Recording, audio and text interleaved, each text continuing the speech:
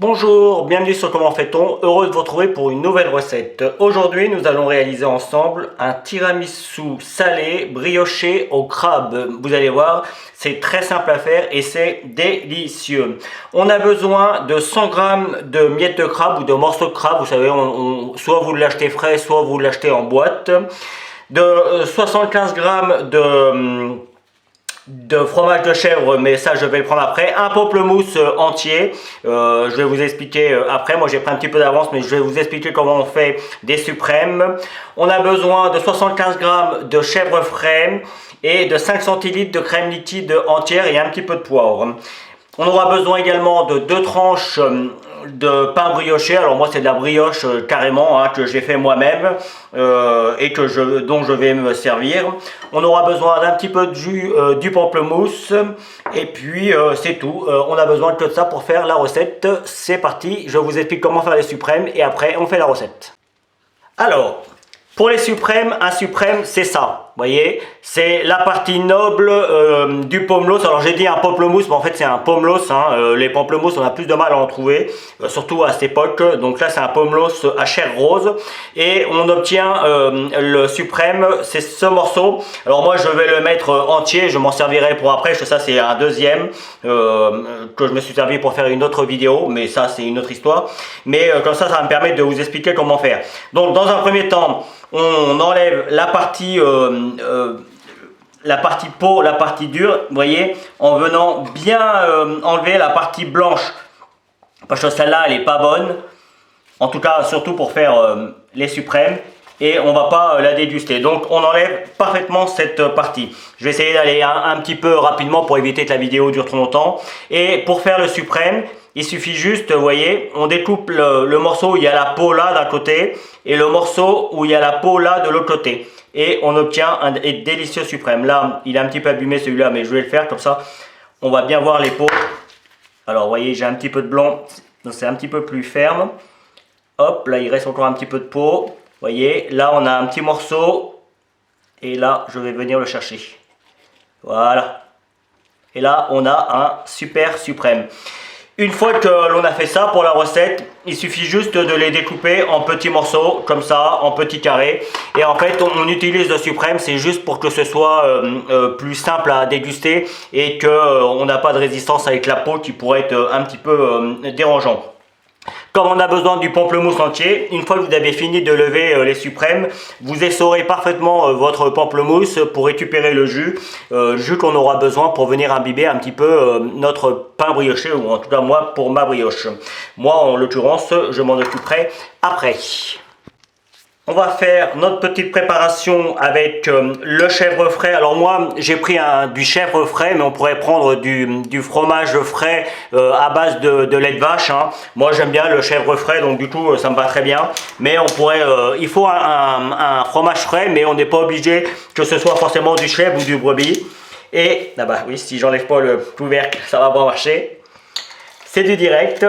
Je vais mettre un tout petit peu de poivre. Je rajoute pas de sel parce que le reste est déjà un petit peu salé. Le pamplemousse déjà c'est un petit peu sucré, un petit peu acidulé. Le crabe lui il est un petit peu salé. Et puis même le fromage frais c'est souvent un petit peu salé. Donc personnellement j'en rajoute pas. Juste un petit peu de poivre et je vais mélanger tout ça pour obtenir quelque chose d'à peu près ferme. Alors, suivant les fromages que vous aurez une pâte plus ou moins épaisse et plus ou moins granuleuse. Encore une fois, si vous avez des fromages frais, soit un petit peu granuleux, vous pourrez avoir une structure un petit peu différente. Moi, ça ressemble un petit peu à du yaourt, un petit peu épais, c'est exactement ce que je veux. Je vais rajouter dedans un petit peu de coriandre hachée, de la coriandre fraîche hachée, mais il n'y a pas d'obligation, soit vous mettez rien, soit vous mettez de la coriandre comme moi. Il faut aimer, ça a un goût un petit peu particulier la coriandre, mais vous pouvez remplacer la coriandre par de la ciboulette par exemple, ou du persil, ça marchera aussi très bien, ou de l'aneth encore, mais pareil l'aneth, tout le monde n'aime pas ça, ça a un goût un petit peu particulier. Donc on a à peu près tous les éléments, on va pouvoir faire le montage de notre petite verrine. Bien, personnellement, je vais utiliser un petit verre comme ça pour faire ma présentation. Donc, on a besoin d'un autre verre pour pouvoir découper les morceaux de brioche. Donc, faire comme un emporte-pièce en fait. Hein. Après, on peut aussi utiliser les morceaux hein, qui restent. Hein. On n'est pas non plus... il faut que ce soit joli, mais voilà. Et après, on les fait de l'épaisseur que l'on veut aussi, hein, la brioche. Donc moi, je vais mettre un beau petit morceau au fond. Voilà, je tasse bien comme il faut. Vous voyez comment je fais. Je viens mettre directement, je pourrais utiliser une cuillère. Hop, une petite cuillère pour venir imbiber ma brioche ou le pain brioché que vous aurez fait. On vient, vous voyez, on vient le mettre comme ça pour bien l'imbiber. Pas trop non plus pour qu'on ait un petit peu de mâche. C'est un petit peu le but. Hein. On vient prendre un petit peu de crème. On vient en mettre sur le dessus.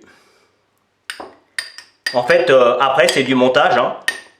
Il n'y a rien de compliqué. On vient, alors juste avant, hop, on va mélanger le crabe avec le pomelos, de façon à avoir un petit peu de tout quand on va venir le déguster. Et éventuellement, si vous considérez que vous n'en avez pas assez, libre à vous d'en rajouter. Hein. Et c'est parti. Et on fait en sorte, vous voyez, de bien venir le coller contre les parois pour qu'on voit bien tout ce qu'il y a dans la verrine, pour que ça donne envie. Donc on n'hésite pas de venir mettre surtout le pamplemousse qui est très joli. Voilà. Hop, on remet une deuxième couche. On appuie bien comme il faut. Et on recommence l'opération une fois. Alors là, du coup, je vais aller directement. J'ai pris mes 2 cuillères. Je vais remettre un peu partout, mais c'est pas grave. Ma planche est faite pour ça. Hop, je fais comme tout à l'heure. Je viens bien l'imbiber. Et je recommence l'opération. Vous avez compris le principe. Je vais en mettre un petit peu plus haut. Et puis, je finirai en décorant. Et voici le résultat final. Alors j'ai juste fini en mettant un petit peu de coriandre sur le dessus, mais encore une fois, la décoration sur le dessus, c'est vraiment comme vous le souhaitez.